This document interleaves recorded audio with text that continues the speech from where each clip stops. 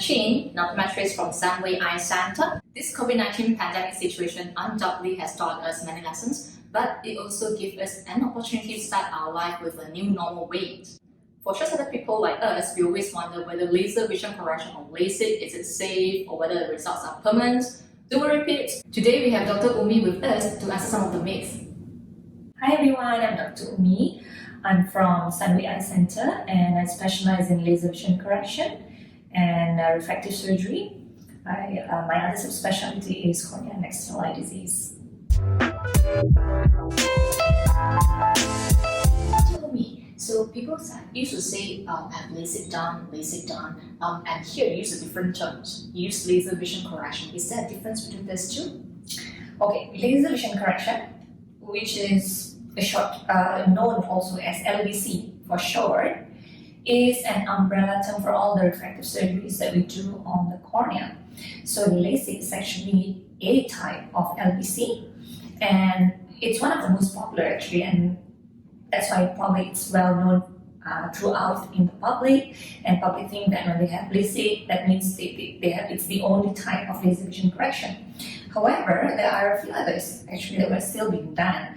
The latest kid on the block, or the latest technique that we have, is called SMA, or small incision ventricular extraction.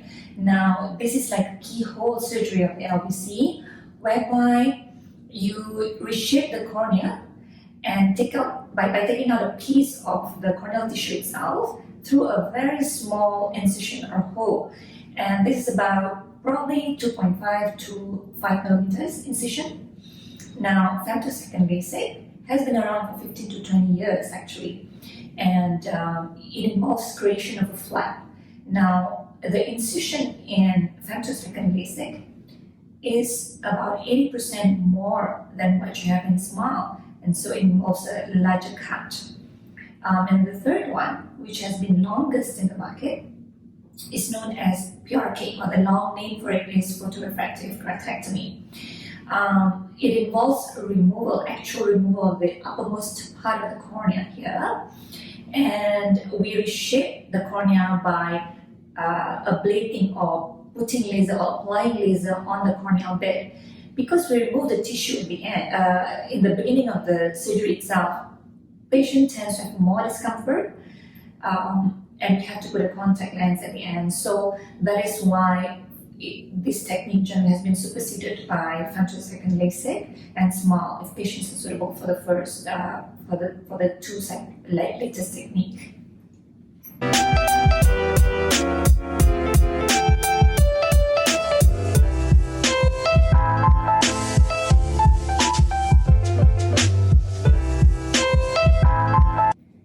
Just like you mentioned about they are broadly divided into three different types of laser vision correction.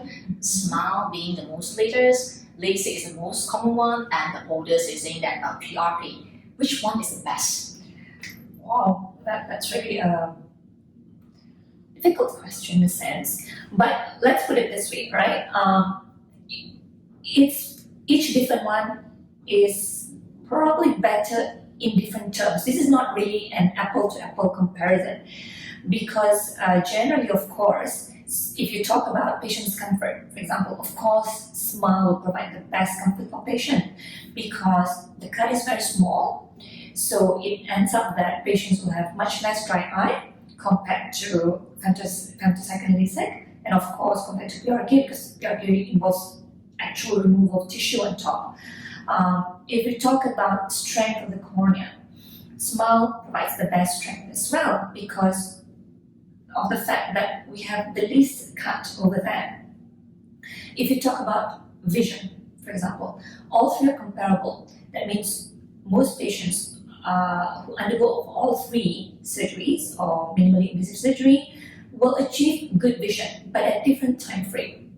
I'd say that femtosecond LASIK is actually very good already. It's actually up there. We have about 96% success rate and more than 90% of patient satisfaction with laser vision correction, in particular femtosecond LASIK. So when it's actually up there and you compare it to something else, it's it's actually quite a difficult part to achieve, but SMILE is able to achieve that kind of good vision. In other words, SMILE is comparable to femtosecond LASIK in terms of visual outcome, which is very, very good already. However, both will probably achieve a stability at about 2 weeks to 1 month, with SMILE achieving a stability a little bit earlier. Because it has less dry eyes, it is less affected by that factor. For PRK, for the vision to become stable, it takes a minimum of about 3 months, and it can go as long as 6 months.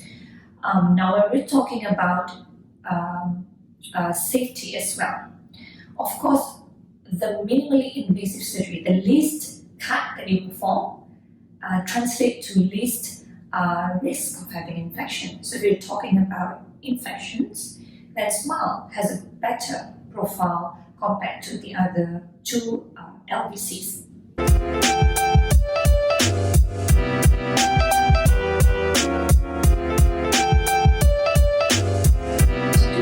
People always ask, once I've done LASIK or laser vision correction, does it mean that I do not have to wear glasses anymore in my life? Let's put it this way. Laser vision correction is aimed to correct all the powers at that particular point of time when we examine you, right? So it is the commonest surgical procedures done for the eye. And as I mentioned earlier, the success rate goes up to about 96%, probably more. That is reported for femtosecond LASIK, and new data is coming out for SMILE as well. And patient satisfaction is over 90%. This means that it has already achieved a good visual acuity for patients.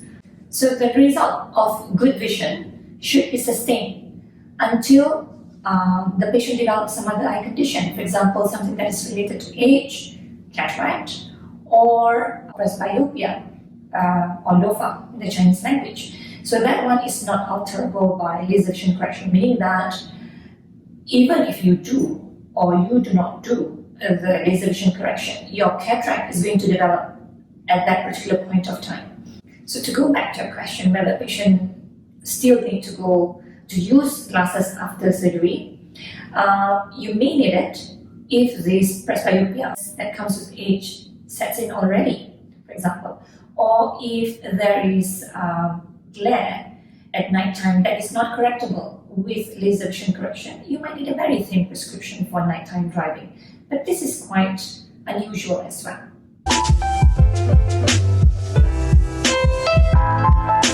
Thank you, Dr. Umi, for clarifying the myths for us. Thank you everyone for watching our session. Feel free to like and subscribe to our channel. Stay tuned for our next session. Thank you everyone, see you at the next round.